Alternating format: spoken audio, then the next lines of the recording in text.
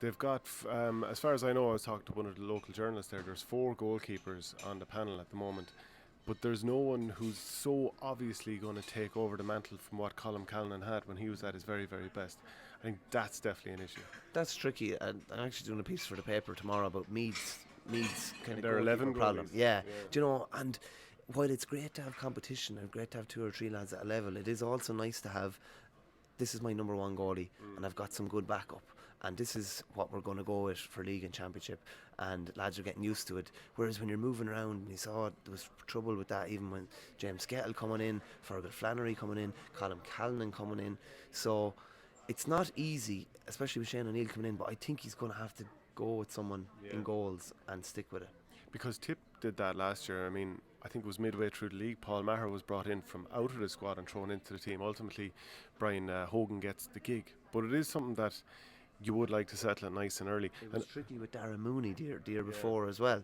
So like, by all accounts, Mick Ryan said after the league semi-final when they beat Limerick down in Thurles in 18 that Darren Mooney was his number 1 goalie, and then Brian Hogan started championship, and it's just, the whole thing is at a state of kind of flux, do you know what I mean? And I personally would think that it would put things at ease a small bit, you know. People would be, or not at ease, the opposite effect actually, that would unnerve people a small bit, just because you're not just sure who's going to be there. You just don't have that stability, I suppose. And then you have to look, when we're talking about Galway as an All-Ireland contender, they need goal getters. And if we look at Westmeath last week, that game, Conor Whelan scored a brilliant goal, cutting in from the left hand side and blasting it off his stick. But the starting inside line, they got just 1 score, and that was that goal from Whelan against Westmeath, who they beat by 17 points. Joe Canning has been playing out in centre forward for the last few years. It's actually, this is a stat I got from Galway journalist David Connors. He was saying he reckons now, he wasn't 100% on it, it's 32 games without a goal from play for Joe Canning. And I think it's always that conundrum from Galway. Do you have him closer to goal, or do you have him further away, sort of running the play for you? Because, you know, Tipperary have the luxury of a few playmakers further out the field, and therefore Callan can stay inside, and obviously he interchanges, but you can have him inside getting goals. Kilkenny have Colin Fennelly, very different type of goal threat, but a really big goal threat inside. Patrick Horgan staying inside, and now Shane Kingston gone inside for Cork too. So you can see the point I'm getting at, that essentially, do you think that Galway could potentially look at moving him back in there? It's definitely a possibility. Like, if you look over the last couple of years, they've racked up big tallies of points, even when they won the All-Ireland.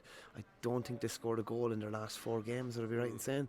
I don't know if that's as big of a runner now with even higher scoring games. When when you're scoring like 224 and things like that, I think you need to be clocking up a couple of goals.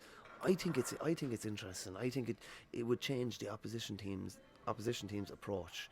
Like, imagine he lands in at the edge of the square. Like, it just causes wreck amongst the opposition. But it does also take away a lot from them out the field. And the other thing is, if you're playing centre forward, and at times he's wing forward, if you're playing centre forward, it's the one position in the forward line where you mightn't get marked that tightly. Whereas you go inside in full forward, you're going to have a lad setting up inside in your jocks. Yeah, there's an awful lot more hardship inside, I would say. Probably increase the likelihood of getting injured as well, particularly hand injuries and stuff like that, if they're bombarding ball in the edge of the square. But I just think something different is needed. It was interesting. Maybe Conor Whelan was starting full forward the last day and played most of the time at full forward rather than at number 13. Maybe that's a change. I wouldn't see anything wrong with putting a Canning in there, maybe with him. It's who replaces him out the field then. Carl Mannion maybe. Possibly, yeah. He's played out around midfield. To the best of my knowledge, David Burke is going to be back in a couple of weeks as well. Maybe they'll look at playing him midfield, maybe with Johnny Cohen again, and maybe they'll push Carl Mannion up, maybe into that centre forward position. But it would definitely, he wants space as well, because he can get 4 or 5 points from midfield, half forward and around there. So maybe something like that would work. The fact that Joe played centre forward in the first game, is that a sign of what's going to come? I don't know, but I wouldn't see any issue with a bit of change and change it up a bit. We're both going to be in the Gaelic grounds. I can see Limerick putting out a very strong team and laying down a marker. Thanks for watching Our Game. Don't forget to like and share the videos, and if you're new to the channel, hit subscribe.